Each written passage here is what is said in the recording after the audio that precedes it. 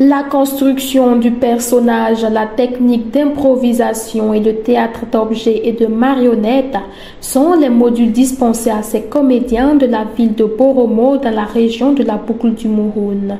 Ce samedi 9 septembre 2023, les bénéficiaires du projet ont présenté une restitution qui vient mettre fin au cours dispensé du 28 août au 9 septembre 2023 par Athanas Cabré, un théâtre d'objets et de marionnettes. Donc nous avons vu un peu ce que c'est que le théâtre d'objets d'abord, ensuite l'utilisation des objets au théâtre, et nous avons fini avec la construction, la conception, la construction et la manipulation des marionnettes. Donc la restitution, c'était voilà, à travers un spectacle de marionnettes. Sinon, on a travaillé également sur le théâtre d'objets, qui n'est pas très courant au Burkina, encore moins en Afrique.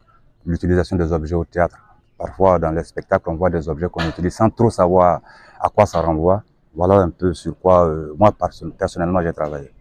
Au nombre de 15, ces stagiaires suivent depuis plus d'un mois ces différents modules de formation en lien avec leur métier et ils y ont acquis plusieurs connaissances selon eux. Ce sketch en est la preuve palpable.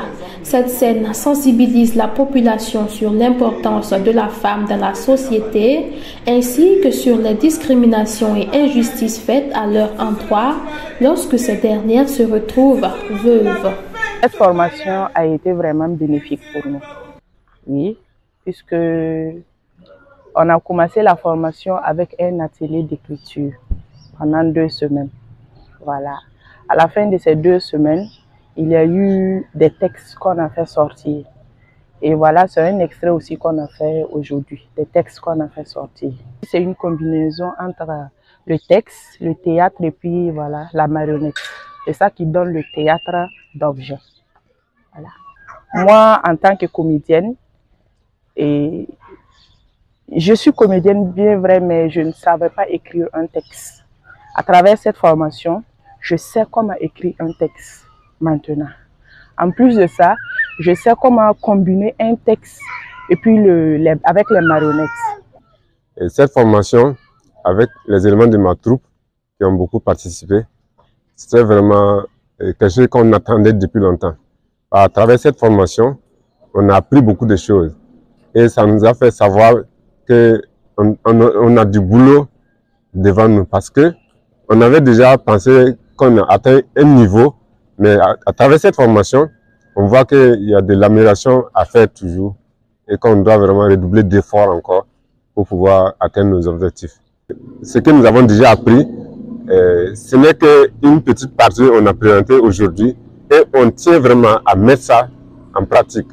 On veut mettre ça en valeur, faire profiter toute la population de Boromo d'abord et maintenant du Burkina Faso, que les gens puissent profiter de ce que nous avons appris et nous allons aller jusqu'au bout.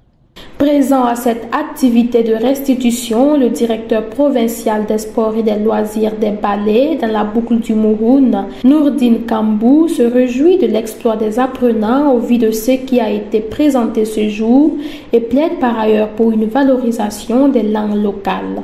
Il faut dire que je suis vraiment très satisfait de ce que nous avons pu voir ce matin, de ce que les jeunes ont pu en tout cas présenter comme travail qu'ils ont pu apprendre durant ces 3 jours. Donc je tiens d'abord à féliciter l'encadreur à travers le cartel qui est la structure et également le ministère de la Communication et de la Culture qui accompagne aussi cette activité. Et à côté aussi, il faut dire que vraiment les jeunes ont produit un très bon travail.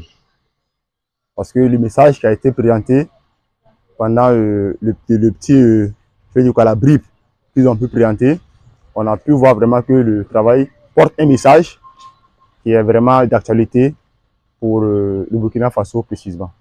Mon mot, c'était de voir s'il y a encore des possibilités de pouvoir présenter ces genres de sketchs-là dans les différentes langues nationales.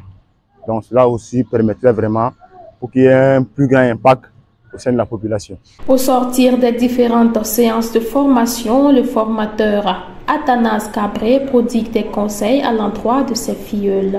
C'est vraiment leur demander d'être rigoureux dans ce qu'ils font, de croire en ce qu'ils font et en ce qu'ils veulent faire, et surtout de mettre à profit ce qu'ils ont appris ou ce que nous avons voulu leur donner en guise de renforcement, parce que c'est pas forcément un apprentissage. Il y en a pour qui c'est des renforcements, il y en a pour qui c'est vraiment une initiation, mais que tout ça ne soit pas jeté aux oubliettes, mais que tout ça puisse être mis en pratique de façon permanente, de façon continue, de façon suivie, pour qu'il y ait dans un très court délai, dans un temps pas très long, des professionnels de la chose, voilà, des professionnels du théâtre, des professionnels dans les différentes catégories de théâtre, du théâtre, et qu'ils puissent en vivre. Parce que oui, on vit de ce qu'on fait, nous. On vit du théâtre, on vit de la marionnette, on vit du cinéma, voilà. La dernière phase du projet Parcours Forme Action, cofinancé par le Fonds de développement culturel et touristique FDCT, l'Union européenne, se tiendra du 15 au 30 septembre 2023 à Ouagadougou. Cette étape va concerner le processus éditorial avec Île-de-Verre Méda.